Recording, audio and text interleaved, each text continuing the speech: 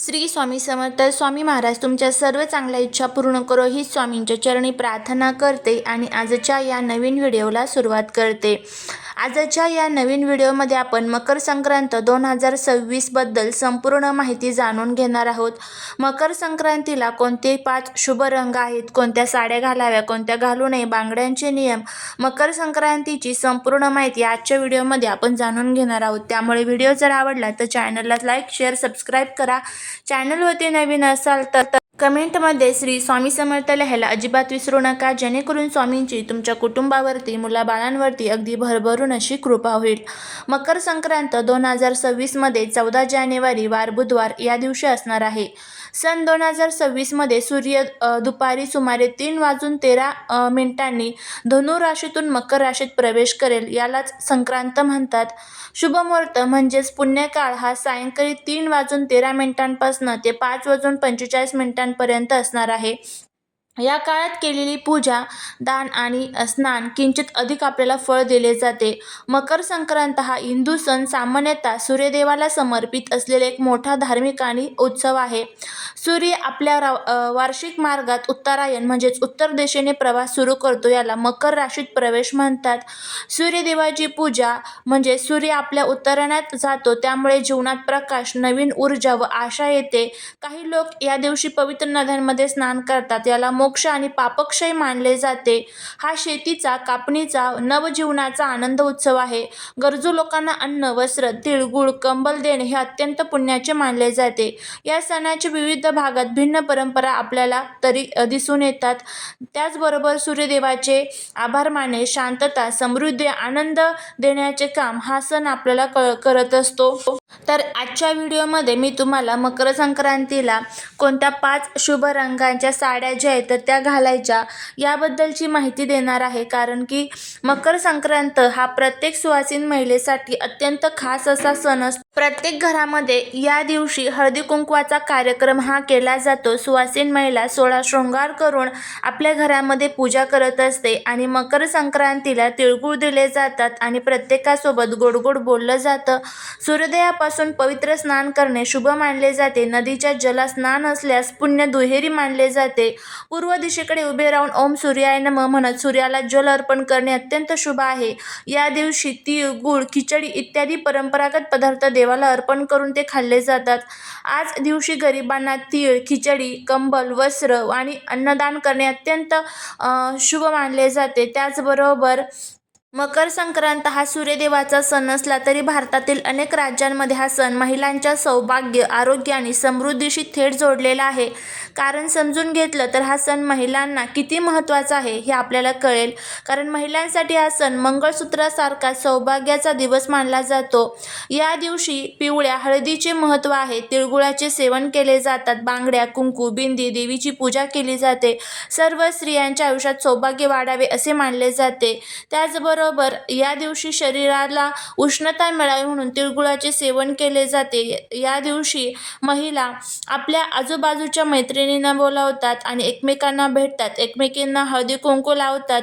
त्याचबरोबर आशीर्वाद घेतले जातात. कुंकू हे स्त्री शक्तीचे प्रतीक आहे. यामुळे आपल्या घरामध्ये आरोग्य, पवित्रता, शुभता मिळते आणि कुंकू म्हणजे मंगळ, सौभाग्य, दीर्घायुष्य. या दिवशी हळदी कुंकू लावणे म्हणजे स्त्रियांमध्ये देवीची शक्ती सक्रिय करणे याचा अर्थ असा आहे. त्यामुळे स्त्रियांच्या सौंदर्याचे पूजन संक्रांतीला विशेष केले जाते. त्यामुळे नवीन साडी, नवीन दागिने आणि नवीन बांगड्या घातल्या जातात. पण त्याचबरोबर या वेळेमध्ये आपल्याला हेही बघायला मिळतं की संक्रांती देवीने जो रंग परिधान केलेला असतो तर तो रंग चुकूनही आपल्याला घालायचा नसतो. आता त्याचबद्दलची आपण माहिती जाणून घेऊया की यंदा मकर संक्रांतीने कोणता रंग परिधान केलेला आहे आणि आपल्याला कोणत्या रंगाच्या साड्या घालायच्या नाही. त्याचबरोबर कोणत्या रंगाच्या साड्या आपण घालाव्यात. त्यामध्ये सर्वात पहिला जो रंग आहे तो म्हणजे केशरी रंग. केशरी हा रंग साधू संन्यासांच्या वस्त्रांचा रंग म्हणजेच धर्म, ज्ञान, तेज ऊर्जा आणि आत्मविश्वास वाढवणारा रंग आहे. केशरी रंग प्रचंड आध्यात्मिक ऊर्जा निर्माण करतो. यामुळे मनाची स्थिरता वाढते. जीवनात उत्साह, प्रेरणा, तेज आणणारा हा रंग आहे. कारण हा रंग घरात नवीन ऊर्जा, नवीन सामर्थ्य, आध्यात्मिक शांती घेऊन येतो. नवविवाहित आणि सुवासिनींसाठी हा रंग विशेष शुभ मानला जातो. त्यामुळे पहिला रंग हा केशरी आहे. या रंगाची साडी तुम्ही घालू शकता. त्यानंतर पुढचा जो रंग आहे तो म्हणजे लाल रंग. लाल रंग हा सौभाग्य, शक्ती आणि देवीच्या कृपेचा रंग आहे. त्याचबरोबर हा रंग मंगळ ग्रहाचा देखील आहे. स्त्रियांच्या शक्तीचे प्रतीक आहे. लाल रंग घरात आनंद, जोश, समृद्धी आणतो. हा रंग मंगळ ग्रहाशी संबंधित असल्याने नवविवाहितांसाठी खास शुभ असतो.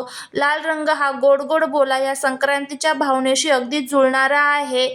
तो नात्यांमध्ये ऊर्जा, प्रेम आणि उबदारपणा वाढवतो. दुसरा पुढचा जो रंग आहे तो म्हणजे पांढरा रंग. आता बघा, संपूर्ण जी पांढरी साडी असते तर अशी साडी आपल्याला चुकूनही घालायची नाही. पण पांढऱ्या रंगाची थोडीशी शेड असलेली, त्यामध्ये थोडासा वेगळा रंग असलेला, सोनेरी किंवा इतर कोणताही रंग असलेली साडी तुम्ही घालू शकता. पण पूर्ण पांढरी साडी घालू नका. पांढरा रंग हा शांती, स्वच्छता आणि देवत्वाचे प्रतीक आहे. यामुळे मन शांत ठेवणारा रंग आहे. विचार स्थिर करणारा आहे. घरात शांतता वातावरण निर्माण करणारा आहे. देवीच्या कोमल रूपाच्या संबंधित आहे. संक्रांतीच्या दिवशी हा नवीन ऊर्जा सुरू करण्याचा दिवस आहे. पांढऱ्या नकारात्मक ऊर्जा ज्या आहेत तर त्या या दिवशी दूर होतात आणि या दिवशी पवित्रता, स्वच्छता याला खूप महत्त्व असतं. पांढऱ्यावर सोनेरी बॉर्डर एकदम अप्रतिम दिसते. त्यामुळे अशा साड्या तुम्ही घालू शकतात. पुढचा म्हणजे गुलाबी रंग. गुलाबी रंग हा कोमलता, प्रेम आणि आनंदाचे प्रतीक आहे. हा रंग स्त्रियांच्या सौंदर्याला उठाव देतो. घरात आनंदी वातावरण ठेवतो. मनाला शांतता व प्रेमळ ऊर्जा देतो. गोड दिवसासाठी गोड रंग. गुलाबी रंग तिळगुळासारखा गोड, सुंदर आणि सणाला अगदी अनुरूप आहे. त्यामुळे या रंगाची साडी जी आहे तर ती तुम्ही घालू शकता. त्यानंतर पुढचा जो रंग आहे तो म्हणजे हिरवा रंग. हिरवा रंग हा निसर्गाच्या संबंधित रंग आहे. हिरव्या रंगाकडे बघितलं की आपले मन जे आहे तर ते अगदी प्रसन्न होतं. सौभाग्याचा रंग हिरवा रंग आहे. लग्नामध्ये ज्या वेळेस महिला साडी घेतात त्यावेळेस हिरव्या रंगाला जास्त प्राधान्य दिलं जातं.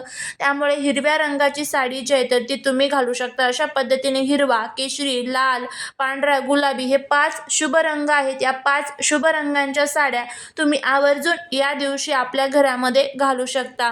त्यामुळे संक्रांत हा सूर्याच्या उत्तरायणातील पहिला दिवस. या दिवशी घातलेले रंग केवळ कपडे नसतात, ते ऊर्जा असतात, ते शुभत्व असते, ते संक्रांतीचा नवा आरंभ दर्शवतात. म्हणूनच या रंगांच्या निवडीला संक्रांतीत अतिशय आध्यात्मिक महत्त्व दिले जाते. हे कोणते रंग 5 आहेत ते आपण बघितलेले आहे. त्यामुळे या रंगाच्या तुम्ही साड्या ज्या आहेत तर त्या घालू शकता. त्यानंतर पुढचं अजून जर तुमच्याकडे या रंगाच्या साड्या नसेल तर मग तुम्ही निळ्या, जांभळ्या रंगाच्या त्याचबरोबर केशरी रंगाच्या ज्या साड्या असतात तर त्या देखील घालू शकतात. त्याचबरोबर काळ्या रंगाला सुद्धा या दिवशी विशेष प्राधान्य दिलं जातं. काळा रंग इतर वेळेमध्ये अशुभ मानला जातो, पण संक्रांतीमध्ये काळा रंग हा प्रामुख्याने घातला जातो. कारण की काळा रंग हा उष्णता जो आहे तो शोषून घेण्याचं काम करत असतो आणि थंडीमध्ये आपल्या शरीराला उष्णतेची खूप गरज असते. त्यामुळे फक्त हा एकच सण आहे ज्या सणाला काळ्या रंगाची साडी जी आहे तर ती घातली जाते. त्यानंतर पुढचं म्हणजे आता कोणत्या रंगाची साडी जी आहे तरी आपल्याला घालायची नाही, तर पिवळ्या रंगाची साडी आपल्याला घालायची नाही. आता बघा, पिवळा रंग हा अशुभ अजिबात नाही आहे, पण यंदा 2026मध्ये संक्रांतीने पिवळ्या रंगाची साडी परिधान केलेली आहे. पिवळा रंग परिधान केलेला आहे. त्यामुळे संक्रांती देवीने जे रंग परिधान केलेले असतात तो रंग आपल्याला त्या वर्षी वर्ज्य करायचा असतो. त्यामुळे या रंगाची साडी जी आहे तर ती चुकूनही तुम्हाला या संक्रांतीला घालायची नाही. त्यानंतर पुढचं म्हणजे बांगड्या घालत असताना पिवळ्या रंगाच्या बांगड्या चुकूनही घालू नका. प्लास्टिकच्या, मेटलच्या बांगड्या घालू नका. काचेच्या बांगड्या घातल्या तर अतिशय उत्तम. हिरव्या किंवा लाल रंगाच्या काचेच्या बांगड्या घालू शकता. सोन्याच्या बांगड्या घालू शकता. चांदीच्या घालू शकता. पण शक्यतो करून मेटल आणि प्लास्टिक सुद्धा तुम्हाला टाळायचं आहे. बांगड्या घालत असताना एका हातामध्ये 10 आणि एका हातामध्ये 11 म्हणजेच एका हातामध्ये जास्त बांगडी आपल्याला घालायची असते. मग ते तुम्ही कितीही घाला. अशा पद्धतीने आपल्याला हे जे छोटे छोटे नियम आहेत तर ते संक्रांतीला पाळायचे आहेत. जर तुम्हाला हा व्हिडिओ आवडला असेल तर नक्कीच चॅनलला सबस्क्राईब करा. भेटूया पुढच्या एका छानशा नवीन व्हिडिओत एका नवीन माहितीसोबत. श्री स्वामी समर्थ.